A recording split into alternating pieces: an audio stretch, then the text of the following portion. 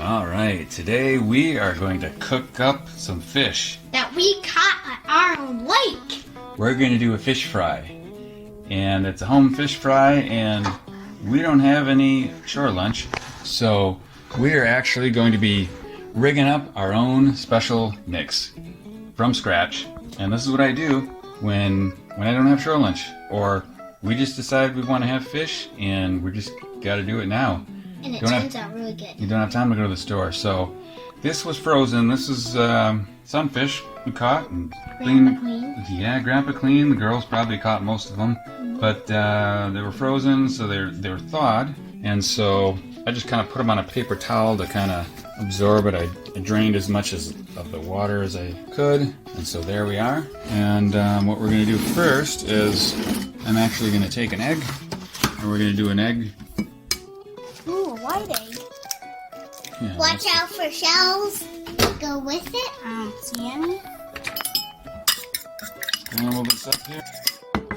If you're doing a lot of fish, you might need 2 eggs. And I'm also going to make, this is the batter. Batter? And yep, I'm going to try to get away with a 1/2 cup of flour.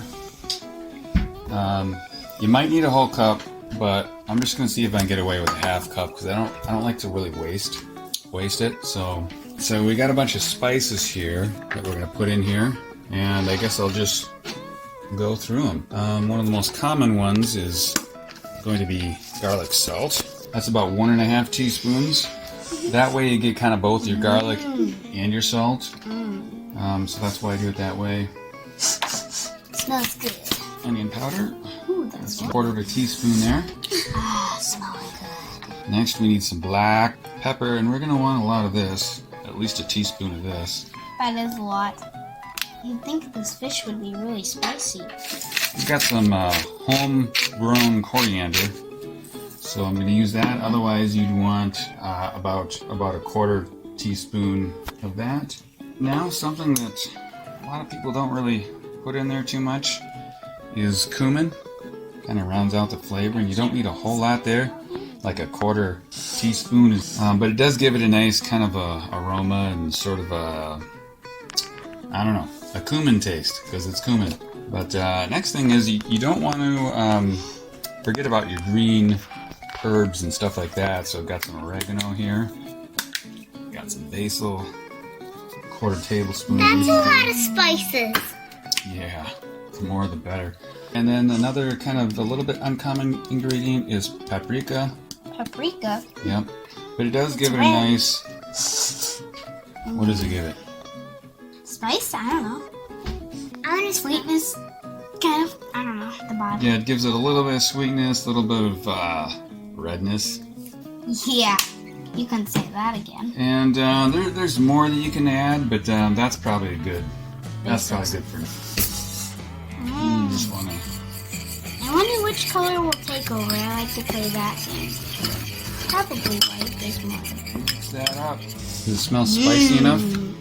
Yeah, it smells spicy. Yeah. So this is per 1/2 cup of flour, so that's kind of the minimum of spice. I'm a little disappointed by the fact that it just kind of like all the spices kind of disappeared. But that's the way it goes. You could add some More if you want. Another one that you can add is ginger, and I already mixed this, but gives it a little. Again? Yeah, that's a good one to add. Rather than doing chili powder, I'm going to do some Slappy Mama. If you're ever kind of bored, look up the old commercials for Slappy Mama. Just don't do it to your mom. You'll be in trouble. Yeah, good idea. Mix that up again. Again. Now there's more spices than before. They didn't all disappear. Now we're going to add some oil, avocado oil, because that's what my wife buys, because that's, I guess, the healthiest. And a lot of it. That is quite a I'm bit. going to put this on. It smells good too, though. I'm going to put it on high just to get it started. Probably good enough. A puddle. I don't like to do the thing where you cover the whole thing. I just kind of flip them. So, got that on high now. I love this red copper pan because so non-stick and everything. Don't ever use a metallic utensil on it. That'll start to wreck it. These things are just so, I mean, it's no Teflon, and it's just like so non-stick that it's great. You can use a cast iron pan. Sparkly too. Yeah. That's really the best part, is it's just super sparkly. Everyone loves sparkles. All right, back to here now. Normally what you would do is you would put the fish in the flour batter first, and then put it in the egg, and then put it in like some breadcrumbs or something like that. But we're just trying to do a weeknight meal here. We don't have breadcrumbs. Or lots of time. I've got this little spatula thing that came from Tweezers. That looks well coated. I'm gonna coat these in the egg. Good. Coat them good. These are kind of funky shaped here from being frozen, and drop them in here. Just kind of do like you don't want to crowd this too much. Yeah, just this is flip them over. Nice thing about not using your hands is you don't get your hands all yucky. Yeah, not that there's anything at all wrong with that. But still. Some people probably prefer to do that. That looks pretty well coated. Trying to get it totally coated in these little spots that kind of hide from it. Don't have to get them perfect. Too much flour. Yeah, I'm gonna have enough for all of them. Extra flour on there will just kind of get the oil all dirty. So it's looking good already. Sort of.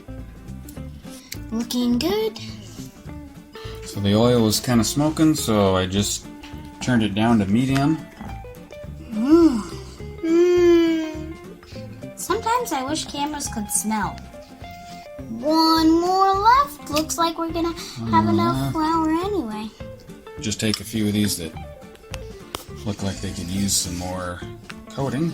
The coating it kind of soaks into the moisture, so then it looks like it's not as coated. That one and then that one. But that gives you an opportunity to kind of do a double coat here.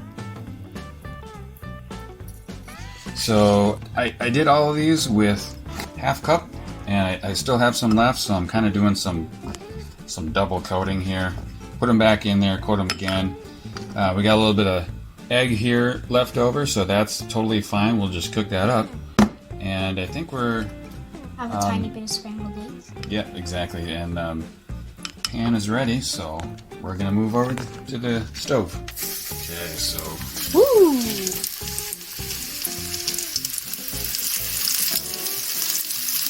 Ooh, it's hot.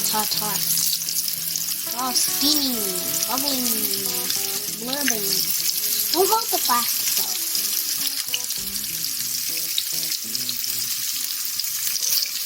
Alright, so this is gonna splatter, and so be careful. I kind of like using one of these to turn them. These are nice and crispy.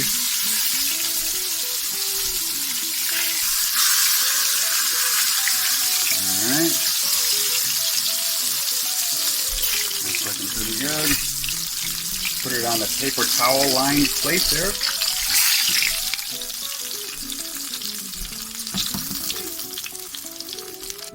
They are looking pretty good. Done already? Now, need to let this kind of heat up a little bit again. Smoking a little bit, so I think it's ready. Put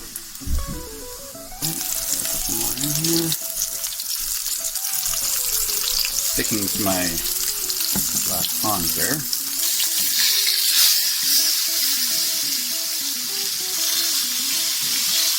Nice and crispy. I don't even know if you can hear me talk with all this sizzling. This oil in pan is about 400, 415 maybe. And at that temperature, they don't take too long to cook. You don't need a thermometer. Your cooks pretty fast, so you don't generally need a thermometer to cook fish. The oil pan is looking a little dirty there, but we're almost done, so that's okay. Add the rest of these.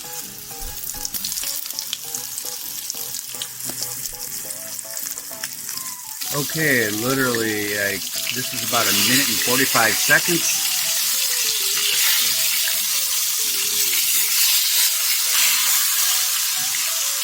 So 1.5 minutes is probably perfect. The oil's a little dirtier, so it's it's going to look a little browner versus the first batch we had. That'll probably be done. About maybe 20 more seconds here.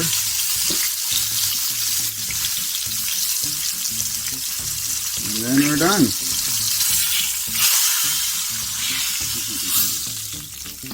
So about these eggs.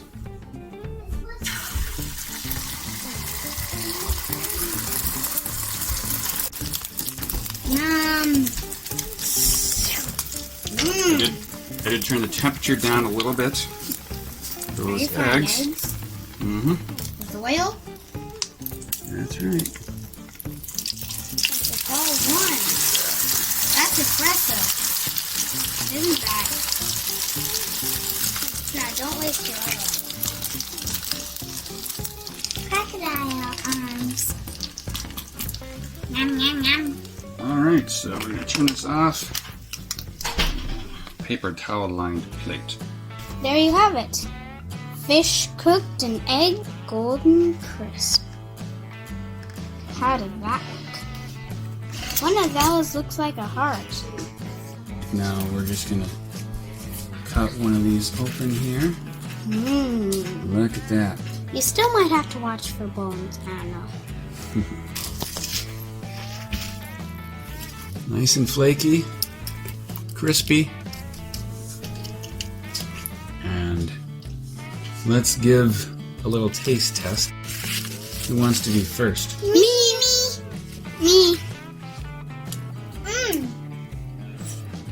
Ha ha ha. Good. Yep.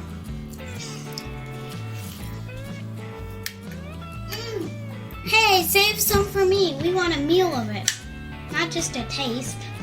Alright, now let's take a look at this egg here. It's deflated a little bit now. Yeah. Go ahead and take a piece. Just pull it off with your fingers. Crunchy. Fluffy. And good, but not as good as the fish. Okay, so there you have it.